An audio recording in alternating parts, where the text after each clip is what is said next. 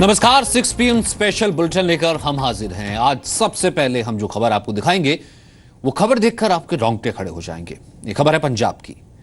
पंजाब में कैसे सरेआम गुंडागर्दी होती है, ये खबर उसकी बानगी भर है। सीसीटीवी में रिकॉर्ड हुआ है मारपीट का एक वीडियो हैवानियत की सारी हदें पार कर देता है।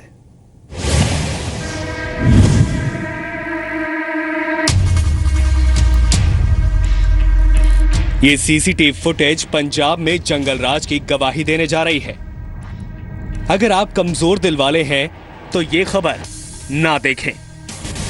तारीख 7 मई, जगह पंजाब का लुधियाना, वक्त तकरीबन 10:53।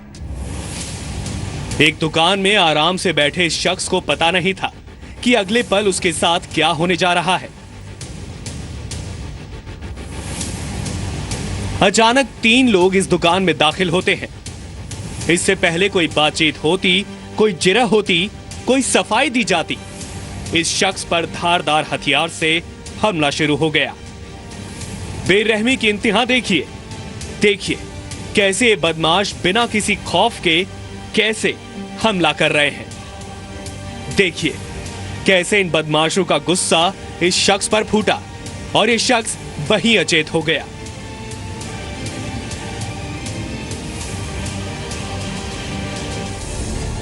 हमले के दरमियान ही बदमाशों का शिकार बने इस शख्स का कोई परिचित भी वहां पहुंचा, लेकिन वो भी डर कर भाग गया। ये बदमाश हैवानियत का खेल खेलते रहे। इस बीच इन बदमाशों का एक और साथी वहां पहुंचा। इन लोगों ने जी भरकर इस इंसान को लहूलुहान किया। दुकान की दीवारों और वहां रखी मेज पर भी अपना गुस्सा उतारा। जब ये शख्स इस बेरहमी का शिकार हो रहा था, उसकी मदद के लिए कोई नहीं पहुंचा, लेकिन बदमाशों के 9-11 होने के चंद मिनटों के भीतर इस घायल शख्स के मददगार वहां पहुंचे। चंद मिनटों में पंजाब पुलिस भी वहां पहुंची। सवाल है कि क्या पुलिस हमले के वक्त मदद के लिए नहीं पहुंच सकती थी? तो पुलिस को पता चला, पुलिस मौके पर आई, हमने छानबीन की और नजदीकी सीसीटीवी में ये सारा मामला जो है कैद हो गया। हमने उसकी फुटेज निकाल ली है और आरोपी आइडेंटिफाई कर लिया। जल्दी हम उनको गिरफ्तार कर रहे हैं। पीड़ित शख्स का नाम गुरप्रीत है, जो एक बिजनेसमैन है। गुरप्रीत की टाटा 407 गाड़ी पार्किंग में लगाते वक्त पीछे आ रहे बाइक सवारों के साथ टकराई थी और ये गुस्सा सिर्फ इसी बात का था। हमले में बुरी तरह जख्मी गुरप्रीत और मामूली तौर पर घायल हुए उनके भाई को अस्पताल में भर्ती कराया गया है। लेकिन सवाल है कि क्या पंजाब में शरारती तत्वों को पुलिस का डर नहीं? ब्यूरो रिपोर्ट, जी मीडिया।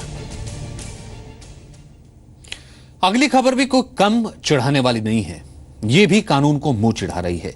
यह खबर है बिहार की, जहां एक जेडीयू एमएलसी का बेटा पिछले 48 घंटों से फरार है। उस पर रोड रेज में एक 12वीं के छात्र की हत्या करने का आरोप है। विपक्ष बिहार की नीतीश सरकार से पूछ रही है सवाल कि उसके सुशासन के दावे का हुआ क्या? कब पकड़ा जाएगा राकेश रंजन यादव उर्फ रॉकी? बिहार की राजनीति में सोमवार को यही आवाज गूंजी। सिर्फ गाड़ी ओवरटेक करने को लेकर हुए विवाद में गया के एक बिजनेसमैन के 20 वर्षीय बेटे आदित्य सचदेव की हत्या कर देने के आरोपी रॉकी को बिहार की पुलिस रांची से लेकर दिल्ली तक तलाश रही है। लेकिन सुशासन का तमगा रखने वाले बिहार के मुख्यमंत्री नीतीश कुमार सिर्फ इतना भरोसा दे पा रहे हैं कि पुलिस अपना काम कर रही है।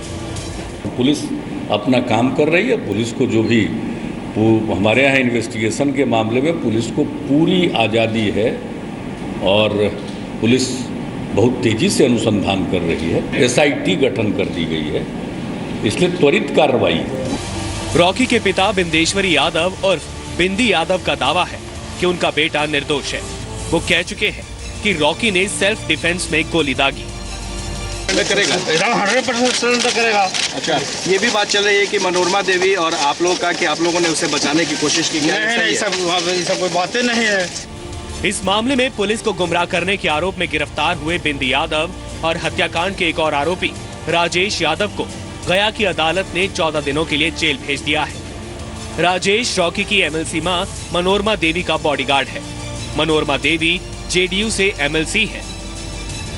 इस सनसनीखेज हत्याकांड ने बिहार की राजनीति को एक नया मुद्दा दे दिया है। सोमवार को बीजेपी ने बंद बुलाया था, जिसे व्यापारियों का बड़ा समर्थन मिला। नीतीश कुमार जी से मेरा निवेदन होगा कि प्रधानमंत्री बनने का होगा, बन जाएंगे, कोई सबको बनने का अधिकार है, लेकिन देश में छवि बनाने के बजाय आप बिहार को अपराध मुक्त बिहार बनाने का पहले काम करें। जो आप घूम के महाराष्ट्र और ये शराबबंदी के लिए कर रहे हैं, पहले बिहार को अपराध मुक्त बनाएं। बीजेपी के राजनीतिक सवालों को अगर नजरअंदाज भी करें, लेकिन नीतीश को इस बात का जवाब तो देना ही पड़ेगा कि उनके राज्य में सत्ता का नशा क्या इस कदर हावी है। अमित कुमार, जी मीडिया, गया। बिहार के गया में जिंदगी गंवाने वाला आदित्य सचदेव वो 12वीं के नतीजे का इंतजार कर रहा था, लेकिन राजस्थान के कोटा में कई ऐसे छात्र हैं जिनके लिए उम्मीदों का बोझ ही जानलेवा साबित होता जा रहा है।